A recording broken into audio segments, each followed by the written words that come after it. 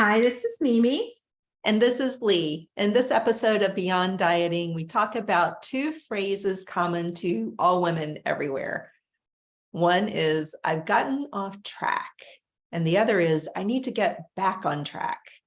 You could apply this concept of on track and off track to any form of self-care that you have planned to do regularly, such as going to bed early or drinking enough water each day. But it is very common to hear this language from women as they apply it to food and exercise. And really, Lee, what does off track or back on track really mean? Exactly. We Yeah, can mean a lot. Yeah, it's something that I think usually what you might mean when you say this is that you have established rules around food.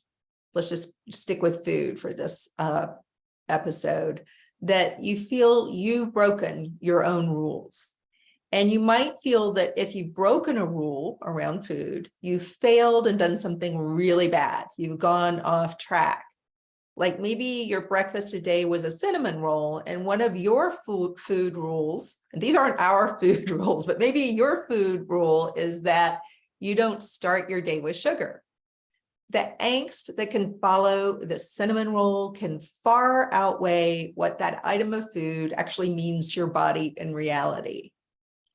Yeah, I do want to say that is a rule that I try to follow. I try not to start my day with pure sugar because I just end up crashing so hard, just.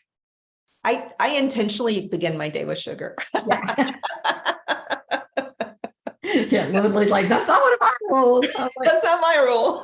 Don't think I'm telling you to do that.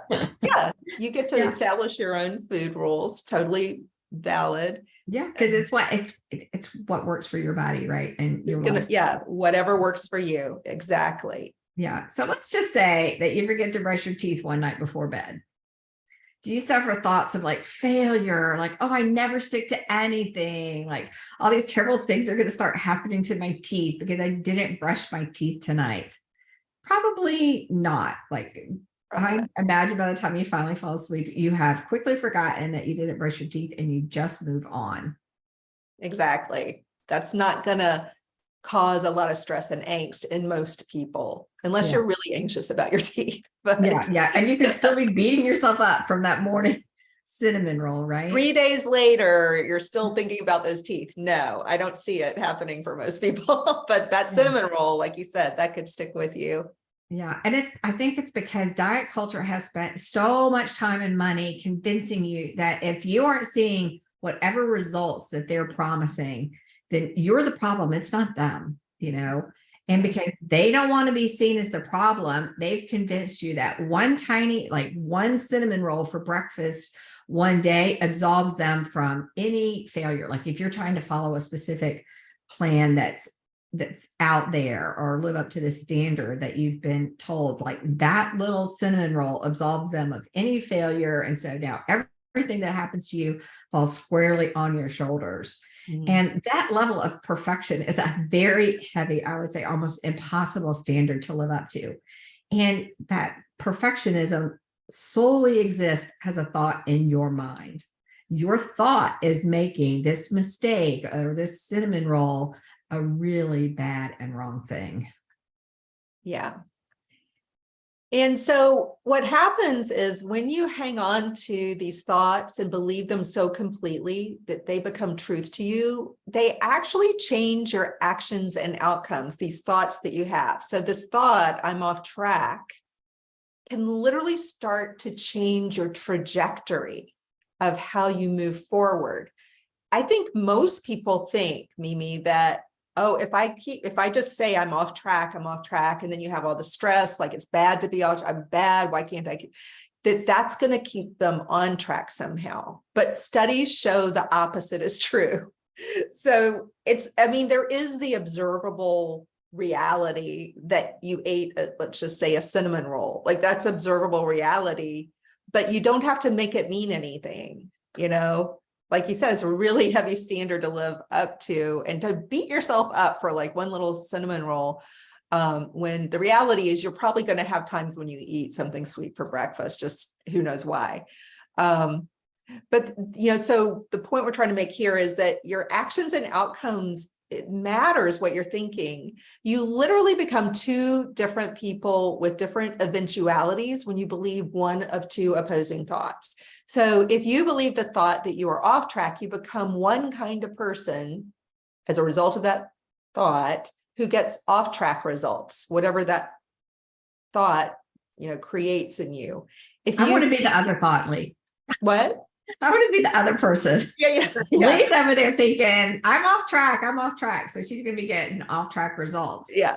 But you could believe the thought, even though yesterday I didn't follow my food plan exactly, today I'm going to follow my food plan. Yeah. Then you become the other kind of person who actually follows the food plan, like sticks to whatever rules you have that make you feel good and serve your body. Exactly. And so there's a distinction here that, is maybe subtle to some people. One is kind of a judgmental statement, I'm off track, which assumes that you did something wrong, you broke a rule. The difference is when you do the Mimi thought, and it's even though yesterday I did not follow my food plan exactly, I ate a cinnamon roll, today I'm going to just follow my food plan. Like I'm just start the day the way I intended. That person is not judging herself as harshly and not spending a lot of stress over that moment of eating the cinnamon roll. She's going to get different results as a result of just letting it roll off and just resuming what she wants to do. Yeah, I'm not going to sink into that. I'm off track. I'm off track. I'm off track. Right. Like I'm not going to beat myself up and therefore make my reality Lee's reality. Yeah.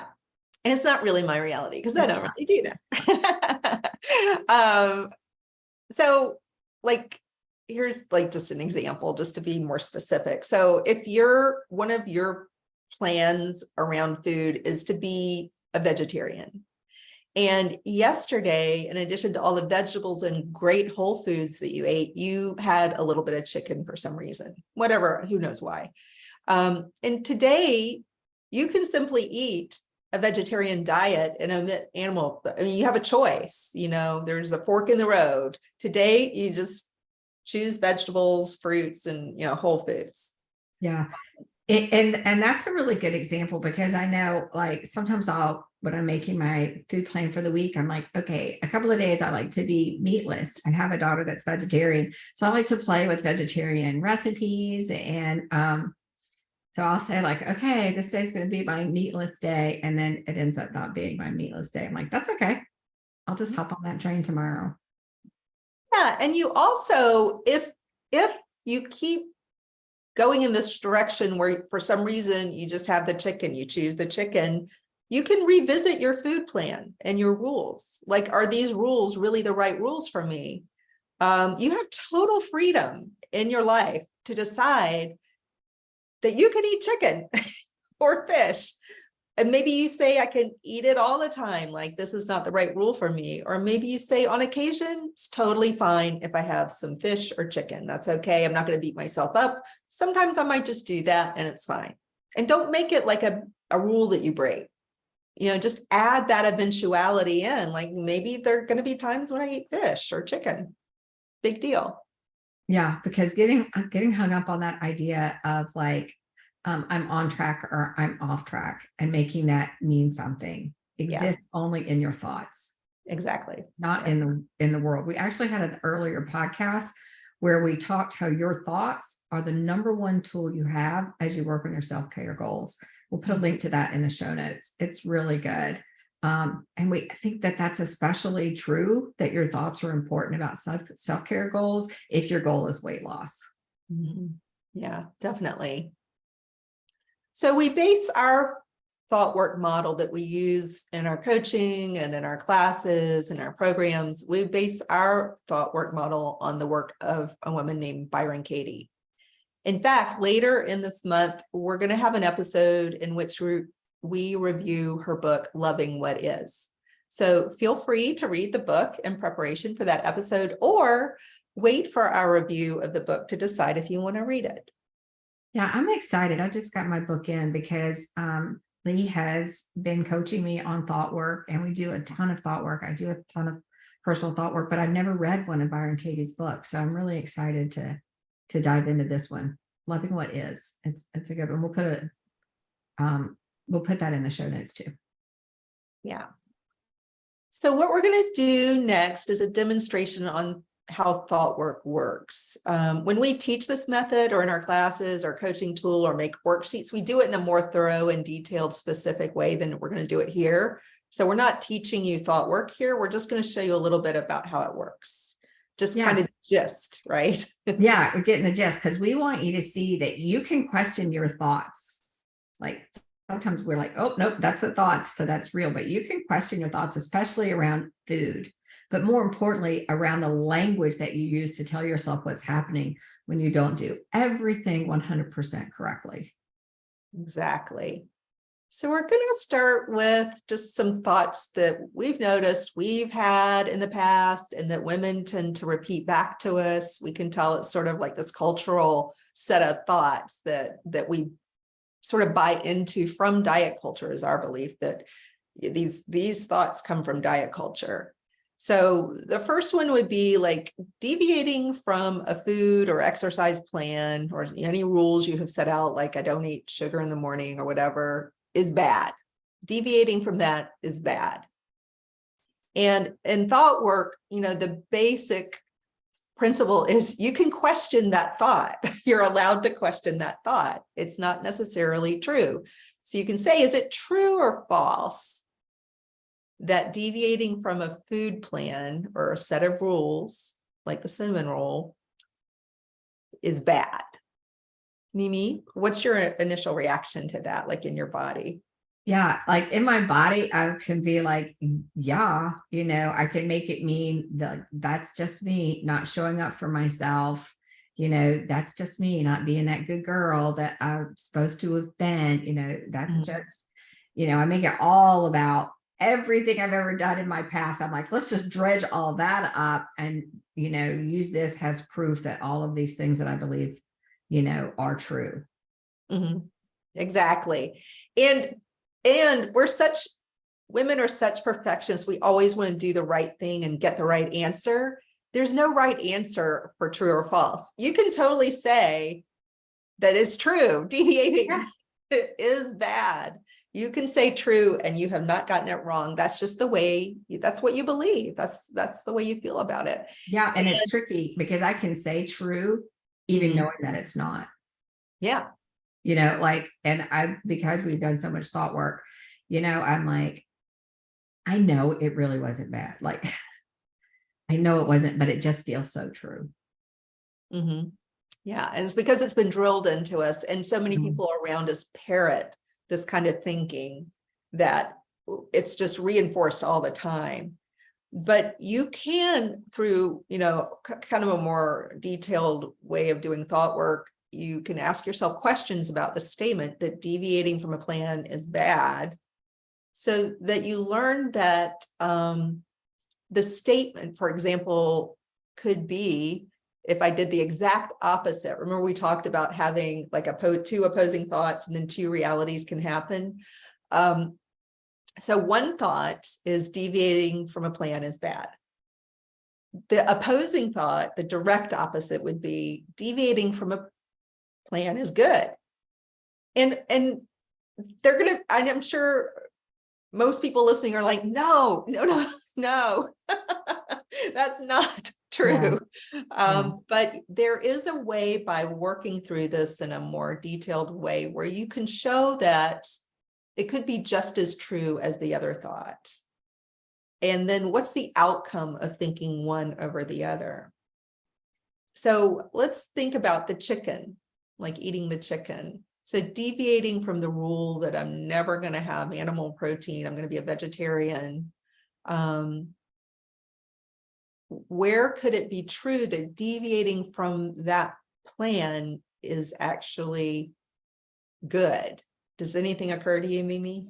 No, I'm just sitting here waiting to see where you're going with this. I mean, I guess it could be you're at somewhere and the only meal available is chicken, then, that might be. Yeah, like otherwise you would starve, you would get way too hungry and get a migraine, and maybe you just, the only option is chicken. And you need some food, some sustenance, so you don't get other symptoms that are really bad. And then, there are people who try to go vegetarian. Like I've tried to go vegetarian many times. I actually love vegetables. I can't think of a vegetable I don't like, or a fruit. I like vegetables and fruits. I could really, be happy eating just those, but there are some people who need more protein than what a vegetarian diet easily gives them. And maybe the light is a combination of the vegetarian diet and the lifestyle just don't mesh well enough to give you the strength that you need. And so it could be that the person who thinks they want to be a vegetarian, maybe that's not the right plan for them. As much as they want to be, maybe it's, and you hear about this all the time. People try to go vegan, vegetarian, and they just find that they don't do well on it. So it could be true that deviating from a vegetarian plan is actually good under those circumstances. So when I say it that way, Mimi, what happens to your brain inside? What's going on? Yeah, I mean, I think it's a very individual thing, right? But yeah, Is part of you still wanting to say it's bad? It's bad. I guess just because I have the experience of it, somebody in my household that's vegetarian, Uh-huh. so maybe that one's difficult. But if you had to say, like, if we went back to the sugar one, that one might be easier. But yeah, I mean, definitely, it's not for everybody. Like, one, it's a lot of work Mm-hmm. to be vegetarian. So your lifestyle might be like, I don't want to do all of the learning that it takes. Yeah, I can tell that like part of your brain is like, it is patently bad to go off this plan. I just think if you were a vegetarian, it would feel patently bad to eat chicken. Uh-huh. And is that good or bad for them? I don't see it as good or bad. I just see it as the life choice that they made. Yeah. Yeah. So Yeah. And so Mimi's resistance to this shows you how resistant our thoughts are. We do hang on to certain truths like it is, God-given, it is a hardcore, it's like physics, it's such a rule of nature and the universe when really it's a personal choice. yeah. And, we get to question our choices and our thoughts. It's something I guess I'm thinking I just don't get to make the choice for a vegetarian, whether that's good or bad. So I think it's harder for me to say if that's good or bad.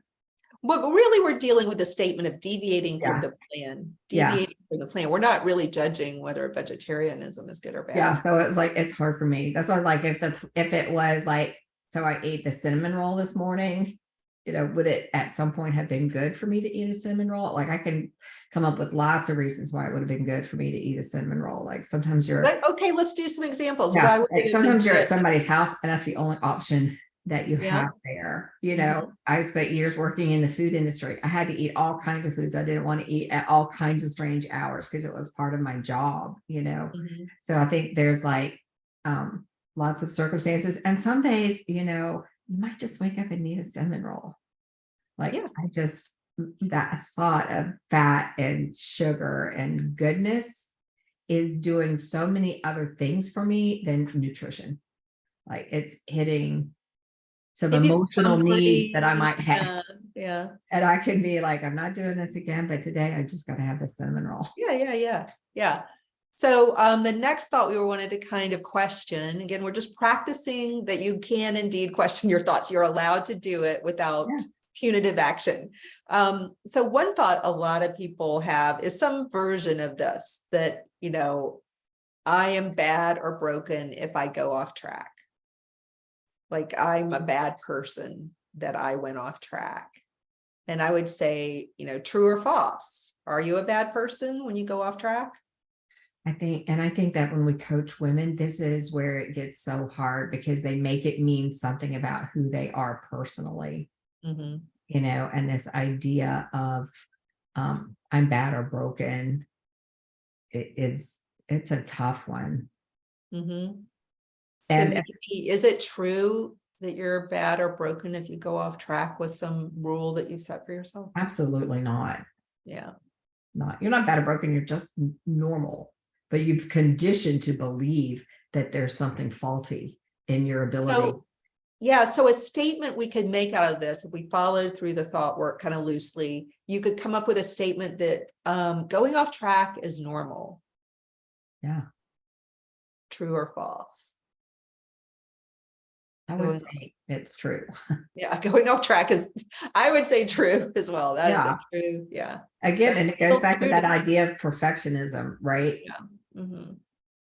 Reality says, I think in the world of what I've observed, that going off plan or deviating a little bit tends to be more true than not, that is actually normal. Yeah. And nature itself does off track things. It seems like that's more in line with laws of physics or something. Getting yourself in tighter alignment with your food plan will be hard. Once you're off track, it's going to be really hard to get on track. True or false? Um, yeah, I can I can see like the part of me going, that's just false. Like every day you Yeah. get up and you can make whatever choices you want to make. Every meal period you can make whatever choices. But I think that it's almost like an off the hook excuse that I give myself sometimes. And I think it's really common. It's like, oh, well, once I go off track, I'll never get back on. Or, you know, it's like, oh, I ate a cinnamon roll this morning, so I might as well have cake for dessert. You know, it's like an excuse almost that we give ourselves to Mhm. be like, well, you know, I've Once already I've gone done off it track, you today. go all in. Yeah, Go because all it's so hard to get, Yeah. back in alignment with my meal plan. Uh-huh. And it's not harder to get back in alignment. It's harder. I think it gets harder because it's you're somehow believing and losing trust in yourself. You know, it's going back to that number 2 thing where it's like I'm bad or broken. And because I'm bad or broken and I can't do it right, I'm just going to keep doing it wrong. And it's therefore it's hard for me. It's hard for me Yeah. because I'm just essentially bad and broken. So it's Yeah. especially hard for me to get back on track because Yeah. of the brokenness that I already, and that's where the trajectory keeps you going in a really bad direction. That's a really good example. Like first you believe that it's bad to go off plan, then you believe you're broken, and then you're going to believe it's even harder to get back on. And you can see this person just going off Yeah. plan, and then they are making it harder. They're making Yeah. it harder to go back on Yeah. their So that trajectory one, where they wanted to go. yeah. So if you look at the flip of that one, getting yourself in tighter alignment with your food or with your food plan will be easy. Uh-huh.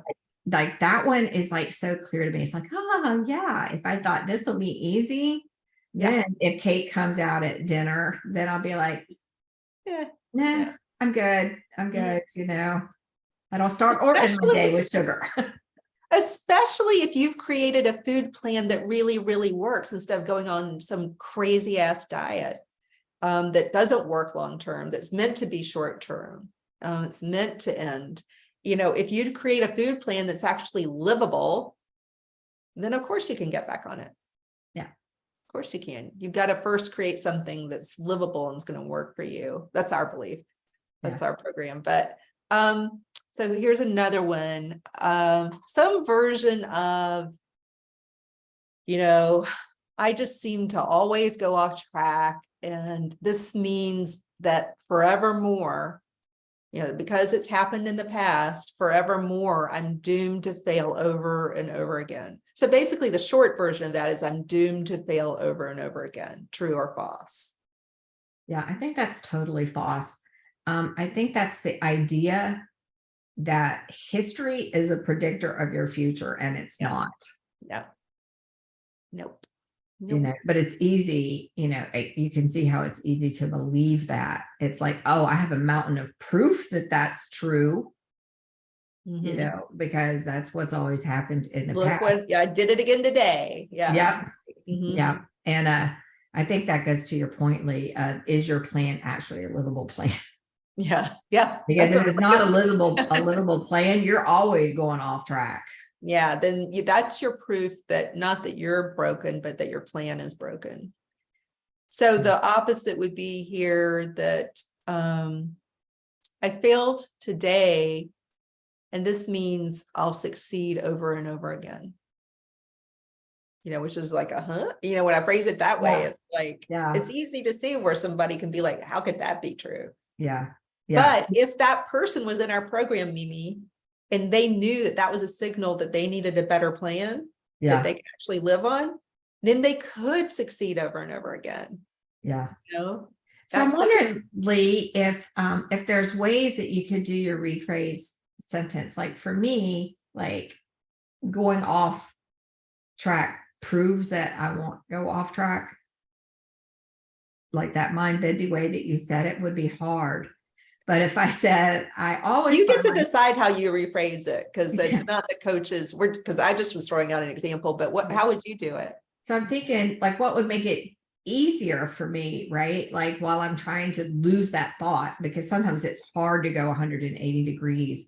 But if I Mhm. said, I always find myself going off track, but this doesn't mean I'll always fail over and over again. Would that be a good way to rephrase that? Yes, you can do it that way. You got to do what feels right to you. Like absolutely, when anybody does thought work, you get to decide what the rephrasing is. I'm throwing out examples just because we're doing an episode to show you how it works. But yeah, that's a really good point that you brought up. The person whose thought it is gets to decide what the rephrase, how that sounds, what words to use, so that it feels right in their body. Yeah. So if we went back to the first one, deviating from a food plan is bad. And if the 180 was deviating from a food plan is good. And you're like, that's hard for me to get from. Yeah. It could be like deviating from a food plan is normal, or deviating from a Yes. food plan is occasionally acceptable, or, things that you start to ease your way. You inch your way into it. But I think as normal is a great one. If that feels good to you. That one's you want to get away from the punitive and the things that are going to keep you stuck, because you can't, those thoughts are creating your actions, which are creating your outcomes. And if your thoughts are all like, I'm going to fail, where's that outcome coming? Where are you headed with that thought, right? Probably setting yourself up for failure. Yeah. Mm-hmm. Last but not least, we'll do one more. I need to be hard on myself. You don't understand. People will argue this with us as coaches. I need to be hard on myself. Yeah. Otherwise, I will just continue this bad pattern of going off track. I need to be hard on myself. People will argue this in a pretty hardcore way. So is it true or false? I need to be hard on myself. Absolutely false. And it is like when you hear people say that, like you can see it so clearly when somebody else says it. Yeah. But when it's you saying it, it's like, oh, I don't know. Maybe it's not true for you, but maybe it is true for me. Like Lee, where you might not need to be hard on yourself, but maybe just maybe I do. Has it worked for you so far? Are you always hard on yourself? Has it been working? Like you're sitting here saying you're going off track and you're a failure, being hard on yourself, has it really gotten you the results that you want? And very seldom do I think it's like studies that show the opposite. Studies show that being hard on yourself actually gives you a bad result. The result you don't want, you're more likely to get the result you don't want, especially with weight loss. People tend to gain more weight and hold on to weight when they have thoughts like I need to be hard on myself, or I just always fail, I always go off track. That kind of thinking almost ensures weight gain. Right. It's just punitive and restrictive, which to me means it's unsustainable. It's not doable. Right. Yeah. And nobody likes anybody being hard on them. You think, well, it's myself, I'm in charge. But there's the part of you that doesn't want somebody to be hard on them. There's a part of you that doesn't want that kind of chastisement and judgment. It doesn't feel good. No, I wouldn't sit here and think if I was cracking the whip on Lee that that's going to make her do a better job. No, But I I can I think, would well, cry. No. I I just would crack the whip cry. on myself. Well, I'll be good. Like, nope, nope, it doesn't work that way. Yeah, But it's tough, this thought work, right? Like, it's challenging. It's really challenging. Yeah. It's something that takes a lot of practice and commitment. Understanding, I think you have to kind of accept and understand the studies. If you're interested in weight loss, for example, there are studies that show that negative thinking actually creates weight gain or the inability to lose. So you have to like, okay, the studies say this, so I'm going to try this thought work thing. I'm going to try to work at this, and it may take some time. And I can tell you from experience, it takes time. It yeah, takes time. yeah. So can you start to see how you don't have to believe everything you think? Which is like, I don't know if I think it. It And is challenging. Yeah. it's challenging, and you certainly don't have to let those negative thoughts drive your actions, like that belief that you're bad or broken. Like, why do you want that girl driving the train? Yeah. Why do you want the broken girl driving the train, right? So Right. can you find within yourself, because generally speaking, what we've noticed about our clients is that they are highly successful and accomplished women. They, in other parts of their lives, it depends on what they're working with us on, in other parts of their lives, they really are achievement oriented and they have really great results. And it's where they tend to beat up on themselves in this area of self-image and diet, where they keep feeling like a failure over and over again. And it's because of their thinking around it. It's because of their thinking around it. Yeah. They're totally stressed out about it. Yeah. And I just want to say, if the idea that thoughts have that much control over outcomes, and that positive thoughts can create outcomes like weight loss, like better fitness levels, like actually give you more resiliency, and just generally like better life outcomes. Like if that idea that thoughts and positive thoughts can do that is really hard for you to believe, just think about like what positive thoughts do to your stress level.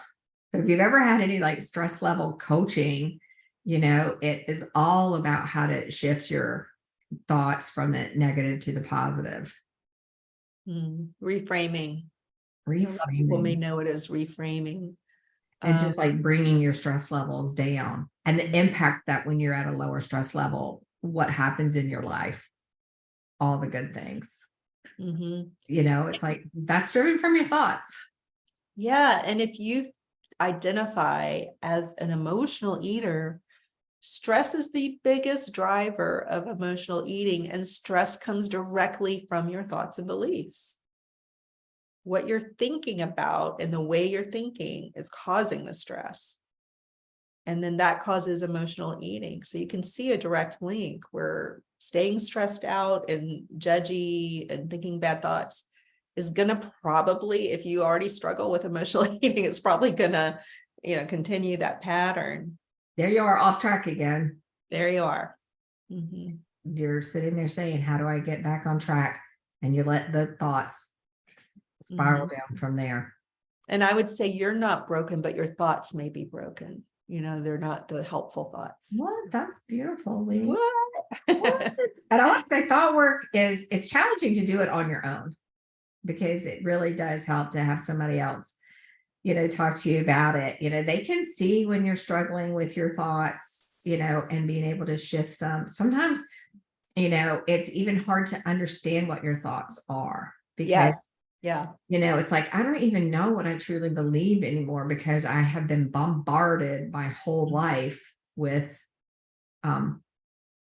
images and thoughts and marketing, all telling me that I have a different story about what weight loss should be or what my body should be, Mhm. because they're all telling me what my thoughts about weight loss and body should be.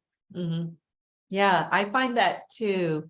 The hardest thing about thought work for me is trying to catch what my actual thoughts are, because it's like the fish swimming in water. Does it know it's swimming in water? It's just the water's all around. Are they aware of the qualities of water? It's just like our air. We don't think much about it. And for me, my thoughts are that way, where I'm really blind to my thoughts.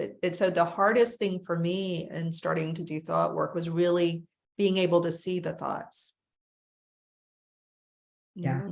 That's why it takes practice and why it's good to work with a coach on it. Yeah. And I think the first step is really believing that your thoughts control your outcomes, Mhm. that it goes, your thoughts create your feelings. That's what you take an action on, how you feel in that moment. Mhm. So that's why stress, eating good stuff, Mhm. it's like, oh, I've got this stress feeling and it's creating this desire to eat. And the outcome is I'm off track again. Mhm. Yeah, and So it's maybe like, weight gain or not being able to let go of weight. yeah. So I think the first step in thought work is really believing that that's the way it works, that your thoughts create your outcomes. So if you don't like the life that you're living right now, you've thought this life into existence, which is Mhm. really hard to take. But I think the beautiful thing is you can think something else into existence. And it all starts with this idea of thought Mhm. work. And today we were specifically talking about how your thoughts can really boost this idea and damage this idea of being on track and off track. Mhm. They Yeah. really can feed into, you going and do this one thing that you don't want to do is go off track. The way that you think about going off track makes you go more off track. Right. So I would end with, just based that we were really on these phrases of off track, on track, that are very neutral. I find it's best when teaching this or coaching this, or even with me, just when I'm working with myself, is just to be very factual.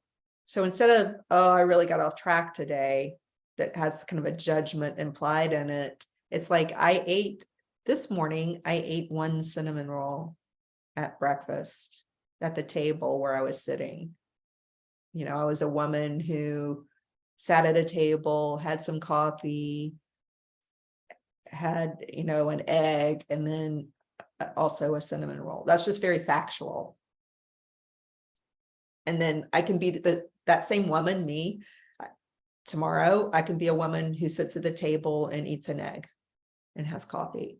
It's just really take the emotion and the judgment out of it. Yeah. That's good. That's a good discussion today.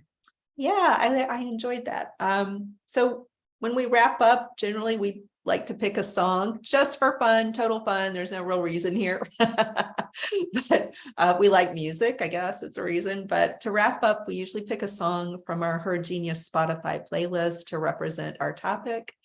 And this week's song is a little obscure, maybe, but I heard it on Gilmore Girls, one of my favorite shows, and put it into our playlist a while ago. And it's called It's All Right, Baby by a Swedish group called Komeda. And I'm sorry if I butchered the name of that group, but just doing it phonetically. And it's all right, baby, because if you aren't 100% perfect, it's completely all right. Yeah. Thanks for joining us.